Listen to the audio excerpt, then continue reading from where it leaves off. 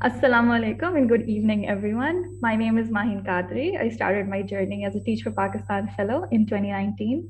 And presently, when that journey is nearing its end, it gives me immense joy to be speaking about these past 2 years in front of such a distinguished group of people today. Let's start at the beginning of it all. 6 months into the fellowship, when we were just starting to learn that true leadership is the act of bringing people together towards a joint objective, COVID 19 that then hit Pakistan. And with schools closed and the learning of all children compromised and halted, it became imperative that we put this learning of what a true leader is into practice without a moment's hesitation. Because if not us, then who? And if not now, then when? And so I will spend my time with you today sharing two key leadership lessons this fellowship has taught us through two different kinds of leaders in the system we worked in. The first kind of leader I can best describe by talking about a local store owner from the school community I taught at. The fellows there and I called him Abid Uncle. He is the owner of a shop called Lucky Book Center that stands at the corner of the school I taught at in Terlai. In each phase of school closures this past year, his shop emerged as an unlikely community learning space. The four other Thirlai fellows and I would drop off learning packs for students with him with a list of their names and grades. Students would take their learning packs, submit them back on a given date. He also allowed us to use his shop as a space for remedial classes during the closure, and even as a space to have small parent-teacher meetings in. With no questions asked and no eyebrows raised, Abid Uncle continued to lend us his shop for whatever reason we might need it for, till the very last week of our fellowship. People like Abid Uncle do not exist solely in my community. Every single one of us in our 15 diverse communities around rural Islamabad have found a version of him quietly leading our students towards brilliance, either by giving them their homes to use as learning spaces, or by giving internet access or smartphones, or donating funds for gathering books and dictionaries. The Abid uncles of our community were never given the responsibility of being leaders, nor were they suffering in any way from the school closures. But they showed up because they, like all of us, want a world in which our children should have the best possible lives and futures. They showed up to do what was never done before, because if not them, and if not now, then who and when? The second kind of leader asks themselves the same kind of question.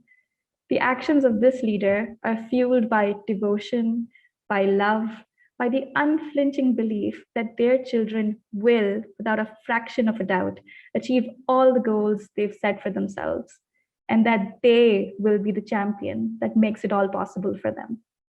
This leader we found in the parents of our communities, not just the parents of our students, but all parents that we came across.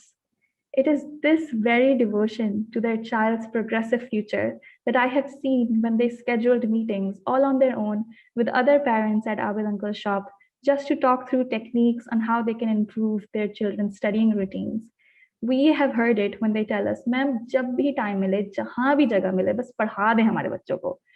We feel it when they open up their homes to other people's children who do not have internet access or academic support at home. It echoes in their voices when they tell us the hopes and dreams they have for not just their children, but each child that they have known and loved. And isn't that what true leadership is?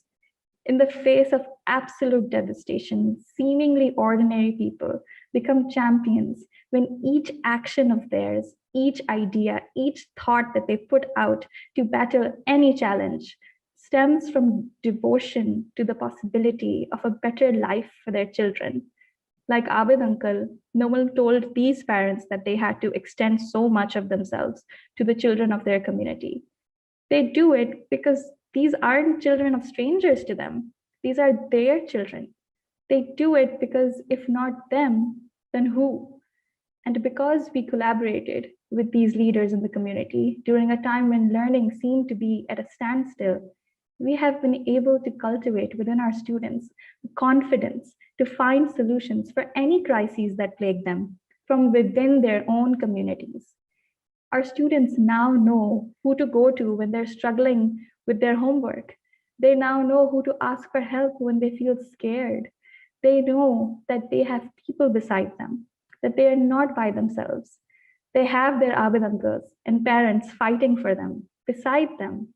And when children grow up surrounded with a community like this, a community that raises each child with this much love and this much support, then that is when true transformational change is possible. Each of our 1,700 students will grow up chanting, I can and I will. And with us or without us working in the communities, I know that the 28 of us present here today have absolute faith that these leaders will keep expanding their devotion and confront any challenges to any and all educational standstills with strength, responsibility, and ownership. And it wasn't simply the united efforts of these leaders and the fellows that has made this impact possible. I want to take this opportunity to thank those very important people today. Thank you to the entire Teach for Pakistan team, the donors, the supporters, the board of directors, for everything they've done for us. Thank you to our coaches for always pushing us to function at our best selves. Thank you to Khatija and Tuba, who have become like family to so many of us. Every single person in the Teach for Pakistan team has helped shape the individuals we have become today. Thank you for the hours and hours of emotional and intellectual energy you have given us. I am truly honored to have spent these 2 years learning from you. And thank you to the people who helped us make our schools a safer learning environment for our students. Thank you to the teachers, our principals, and the area education officers.